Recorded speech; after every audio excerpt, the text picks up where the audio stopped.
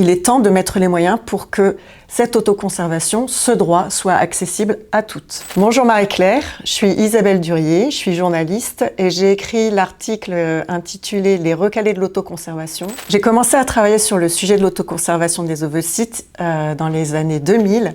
En fait, à l'époque, j'étais correspondante aux États-Unis et j'ai vu j'étais témoin du moment où les Américaines ont pu accéder à ce droit. Moi-même, j'avais 27-28 ans et je me suis dit « Ah, mais c'est trop génial, il faut absolument qu'on ait quelque chose comme ça en France ». D'année en année, on est arrivé à la loi de bioéthique en 2021 et donc je me suis dit « Mais c'est super, maintenant que c'est effectif, voilà, c'est gagné, on passe à autre chose ». Je suis passée à autre chose.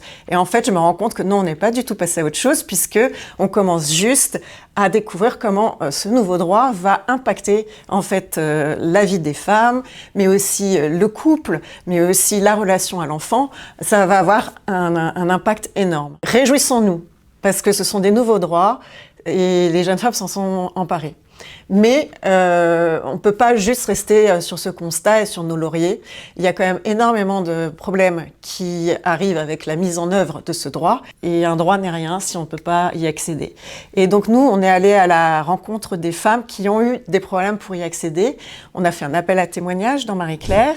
On a eu des super témoignages et on a aussi cherché d'autres témoignages qui nous ont permis de mesurer un petit peu l'impact sur la vie des femmes de ces délais et de cette saturation. Une des conséquences, c'est que certains centres et de nombreux centres refusent les candidates qui ont plus de 35 ans et même parfois à Paris 34 ans et demi. Alors que ça s'adresse à elles. Ils refusent aussi parfois des personnes qui ont déjà eu un enfant et qui voudraient congeler pour un deuxième ou un troisième, mais on leur dit « bah non, bah t'en as déjà un, donc ça suffit ».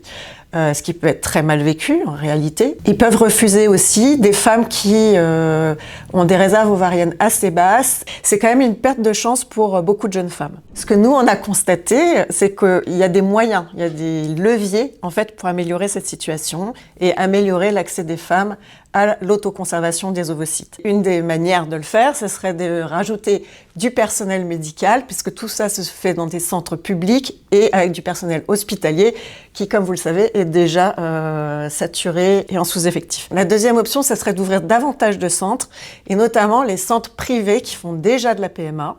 Mais le législateur, en passant la loi bioéthique de 2021, a exclu ces centres privés de la possibilité de faire de l'autoconservation des ovocytes. Emmanuel Macron s'est engagé à ce que les centres privés puissent le faire, mais en raison de la situation politique et des nombreux rebondissements, ce qui se passe à l'Assemblée, au gouvernement, etc., ce n'est pas une priorité. Donc ce sujet a été un petit peu jeté aux oubliettes. Nous, on voudrait que ça revienne comme une priorité pour donner vraiment la possibilité aux femmes qui veulent faire d'autocongeler leurs ovocytes et d'avoir davantage de possibilités d'avoir un enfant dans quelques années.